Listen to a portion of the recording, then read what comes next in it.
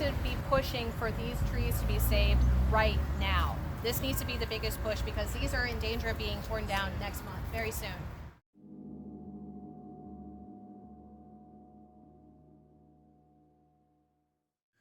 We're anticipating the removal of the trees in July, the trees that are on Remington Avenue. And yes, the last stage, okay, the last stage of construction, because all of that has to get out of there.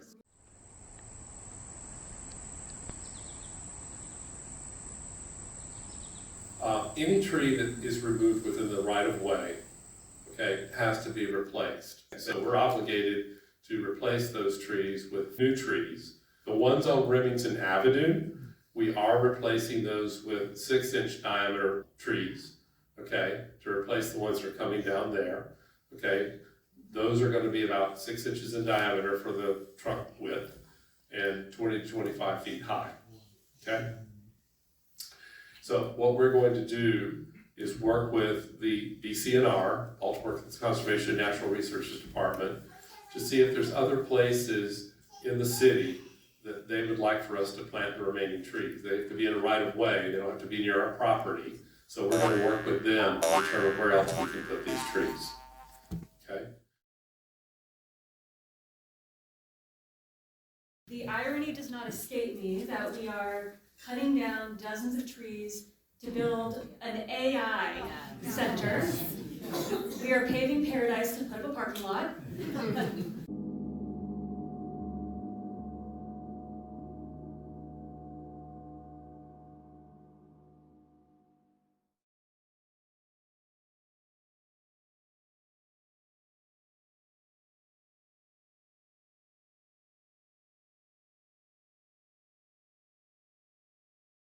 My name is Lee Coyle. I'm the Senior Director of Planning and Architecture for Johns Hopkins University. So let's talk about the tree issue, the tree removal and replacement around the DSAI site. All right, so I'm going to start with this diagram that we've prepared, and I'm just going to deliver, quite frankly, factual information about what is happening with trees around the site.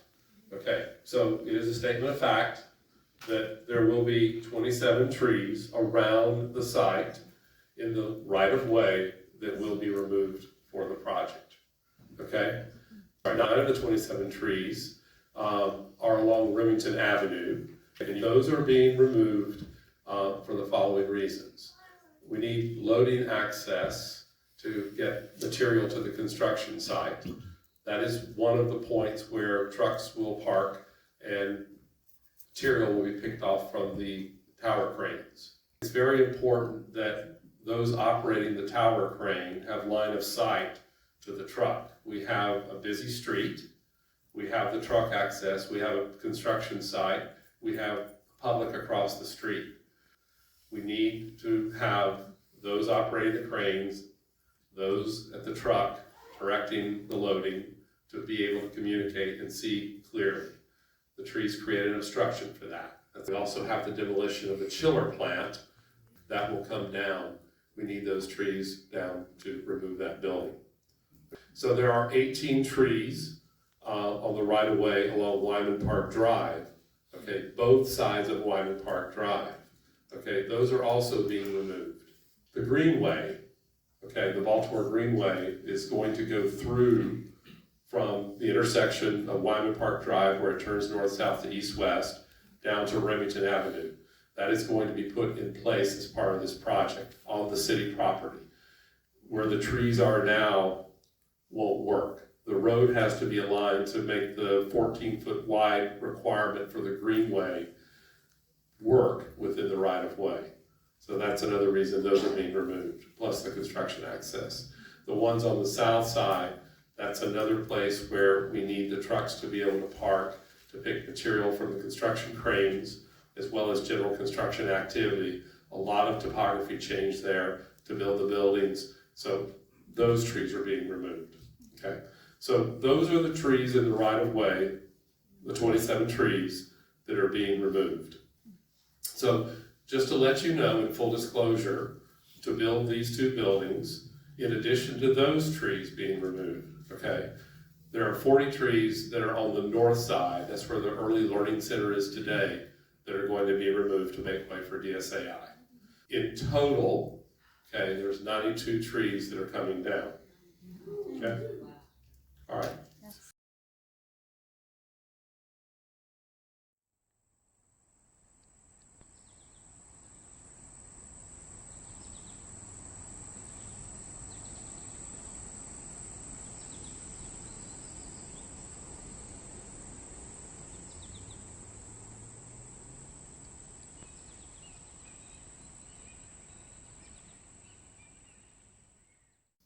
I think we all understand, these are our trees. This is our neighbor, Johns Hopkins, who's asking us if they can destroy our property as a favor, to them. My name is Zoe, and I'm a longtime city resident of Baltimore and also an ISA certified arborist, so I am here to speak for the trees. I'll start off by saying, again, that most of these trees are in the public right-of-way, which means that they belong to the city of Baltimore, and therefore all of us collectively as residents. They belong to all of us. They are paid for generally with taxpayer dollars, although some of these were planted by Hopkins, but they belong to us and they are an asset, a public asset to all of us. They're not under Hopkins jurisdiction. Secondly, a little bit of extra site history on the elms is that before those 18 elms were planted, there were other trees there, which were mature zelkovas and honey locusts, which were removed in 2014-15 for the building of the childhood center. And actually some of those tree trunks were used as a play space that are still in that child care center today. So those were very large trees that were already removed once. As far as the oaks along Remington, I did a quick tally on iTree, which is a tree benefits calculator that exists online, and estimated their expected services over a 20-year period based on their species, oaks, their size, about 20 inches diameter rust height, and their location. And each tree's expected benefits is around $2,600 over 20 years, which is more than 3 times the eco-benefits of a new tree. And I want to briefly touch on the carbon cost of growing and planting a new tree. So let's go way, way back to the nursery where we're growing these trees and all of the machinery used to grow them from seedlings to these, 6-inch trees are very, very large. And it's good to get a head start and start with something larger, but there's so many resources that are used to grow these trees. And so you think, digging them up, watering them, transporting them across state lines, bringing them here, it takes at least 26 to 33 years for a newly planted tree to cancel out its own debt and go from being carbon emitters to carbon producers and be carbon neutral. Wow. Wow. A 50-year-old tree obviously is different from that 35-year-old tree in that one is carbon negative and one is carbon positive. That's a big difference. It's also the case that an 100-year-old tree is not just worth 2 50-year-old trees. It is even better. I have to agree, it's amazing the trees on Remington Avenue have done so well. So when you have a line of trees, all of which have been planted and none of them have failed or died in the city, it's gold and are well suited to their environment. Yeah. So we will take that into consideration. And just as like an analogy, it's kind of silly for a university, these trees are well on their way to paying off their carbon loans, like college loans. They're working hard at their new jobs, which are to clean the air and absorb stormwater and pollutants, and we're going to cut them off to bring more loans with more debt. And we don't want to be responsible for contributing to our carbon debt.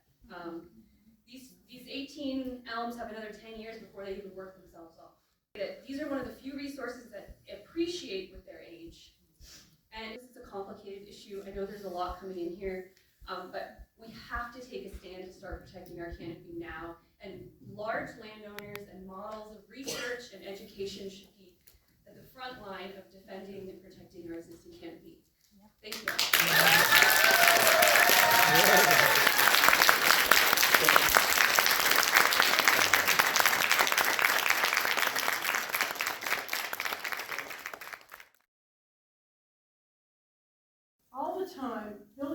demolished and constructed right next to someone else's property. It happens all the time. Right next to an existing structure, and you just have to make sure you don't damage the existing structure, which is going to stay, which belongs to somebody else. Well, guess what? There are structures along Remington Avenue that people have told you tonight. Those are our structures. They're trees. Yeah. They're there, and we don't want you to damage them. We want you to demolish your building and do your excavation while not touching, while not damaging those structures. And the beauty of it is if you minimize your impact on the houses across Remington Avenue, it's a win-win. But you know how you can, other people have said, you know how you can do that. You know it can be done. You have the ability to get it done, but it's convenience that is driving it. That's the problem.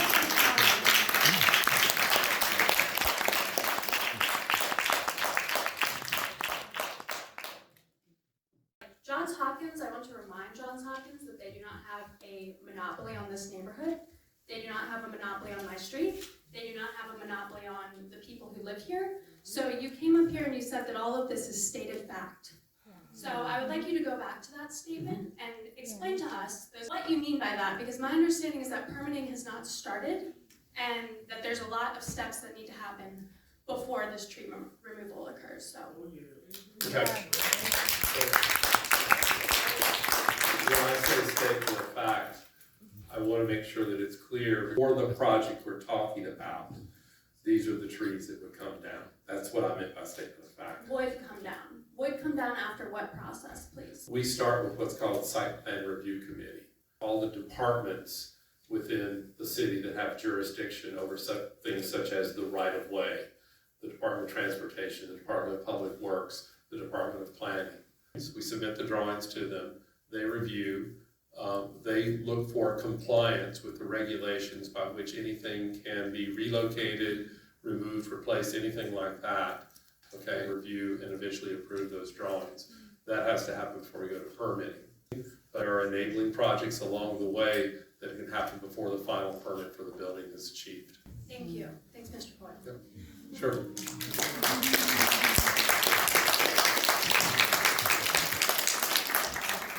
I've been in this neighborhood quite a long time. It's about 29.5 years, and the history, Hopkins history is that Hopkins looks at trees as temporary structures, okay? It's clearly, first of all, if you look at this diagram, they've kept the southern half of this site available for future development. So any tree you see in the southern half of the site is definitely a temporary tree. I personally tried very hard to get someone at Hopkins to listen to save those trees, and there was nobody interested in saving those trees. True, Hopkins has been cutting down trees and removing tree canopy as long as I've been here.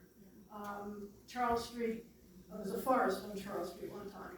And I was asked to make an observation, which is, well, I'm the one who got up the first time we had one of these meetings and they said they were going to keep all the trees on Remington Avenue, and I said, ha ha, that doesn't happen.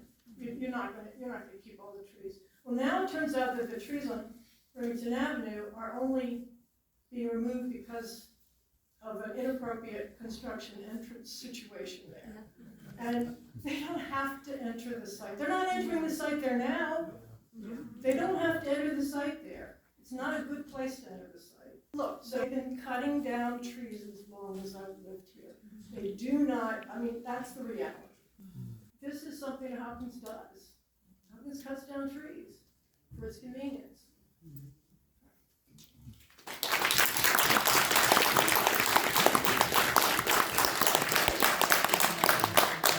The city were to say, no, you can't tear down the trees on Remington. If you didn't get the permit for that, that wasn't possible, what would be the next step? Would that mean the project would go forward, or what would your plan be if the city said, no, for example, the trees on Remington can't come down?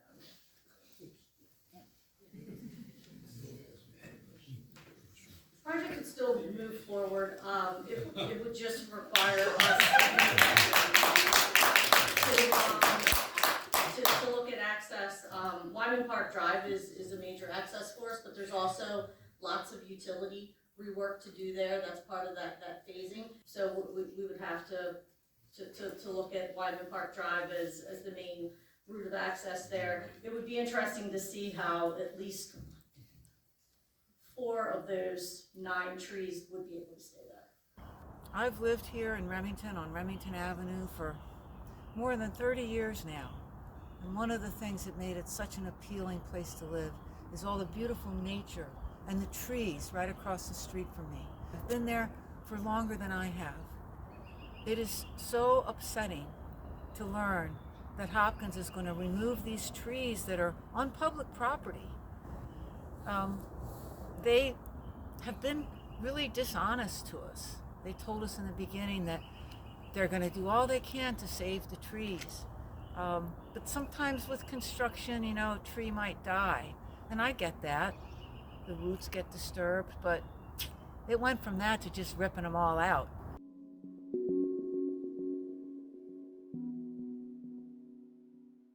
In these new pictures, I do see that whole bank of trees is being saved on Remington, and I'm very glad to hear that. I'd like to hear your comment on that, please. Oh, we're trying to save all the trees. We're certainly interested in keeping all the street trees, but our intention is to protect every tree that exists today. We want them all to survive, obviously. As I've said many times, we know during construction, sometimes trees don't make it. So I've been going to all these meetings about what's going to happen across the street with the big DSAI building. And now in the most recent meeting we learned that I won't even be able to walk along that pretty beautiful area where the owls, well, still are for now. I wish Hopkins cared about the community surrounding them and didn't just pretend to care.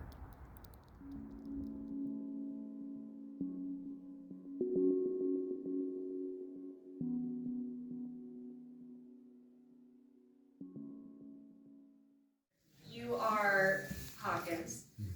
We are Baltimore City. You are doing things on the Hopkins campus, but you're also doing things on the Baltimore City right of way. So this is an improvement, you know, that can be measured in different ways to your campus. What is the improvement that you are presenting to the community that is not your campus, but who is your community and who is your neighbor? Okay, so And to the environmental community right, as well. okay. So I'll start, and yes, we have covered this in previous meetings, but the trees that we were talking about on Remington Avenue, we're actually improving the sidewalk on both sides of the street. We're replacing the existing sidewalk. We're providing new lighting that will have low light pollution, all the light forces down, it doesn't throw light up into A little confused why it seems like you've had other meetings about this, but the first I heard about this meeting was the posters hanging around the neighborhood that I saw while walking my dog. So I was wondering why that was the first that I had heard about this community issue, and I have one brief question after this. I don't know, it is been very well publicized. Leaf flyers have been put out door to door, if I'm not mistaken. I put those flyers out. I really encourage you to publicize these to the broader community in maybe more creative ways. Okay, thank you. Thank you.